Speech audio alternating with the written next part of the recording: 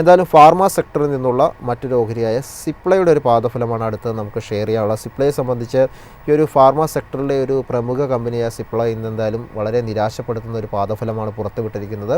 Profit നോക്കുമ്പോൾ 57% ഇടിവാണ് ഇത്തവണ സിപ്ല രേഖപ്പെടുത്തിയിരിക്കുന്നത്.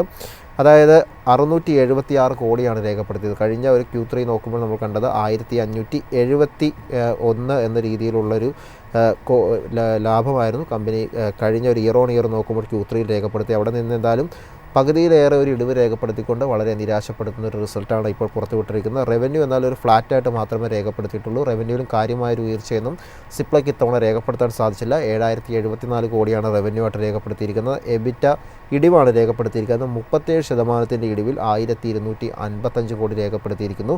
എബിറ്റ മാർജിൻ നോക്കുമ്പോൾ 17.7% രേഖപ്പെടുത്തിയതായിട്ട് കാണാൻ സാധിക്കുന്നു. പുതിയ ലേബർ കോഡ് കാരണം തന്നെ വൺ ടൈം കോസ്റ്റായിട്ട് 276 കോടി രൂപ ചിലവ് വന്നുവെന്നും മനസ്സിലാക്കാൻ സാധിക്കുന്നുണ്ട്. അങ്ങനെ ഓവറോൾ നമ്മൾ ഈ ഒരു Q3 റിസൾട്ട് ഈ ഒരു ഫാർമയിലെ പ്രമുഖ കമ്പനിയെ നമ്മൾ വിലയിരുത്തുമ്പോൾ കാണുന്നത് കംപ്ലീറ്റ്ലി നിരാശപ്പെടുത്തുന്ന ഒരു പ്രകടനമായിരുന്നു സിപ്ലയുടെ ഭാഗത്തു നിന്നുണ്ടായിരുന്നത്. അതിൽ സിപ്ലയെ സംബന്ധിച്ച് ഇന്നത്തെ ഒരു ട്രേഡിങ്ങിലോട്ട് വരുമ്പോൾ നിരാശ തന്നെയാണ് കാണുന്നത്. 3.9% ഒരു ഇടിവ് രേഖപ്പെടുത്തിക്കൊണ്ടാണ് ഇന്നത്തെ ഒരു ട്രേഡിംഗ് തുടരുന്നതായിട്ട് കാണാൻ സാധിക്കുന്നത്.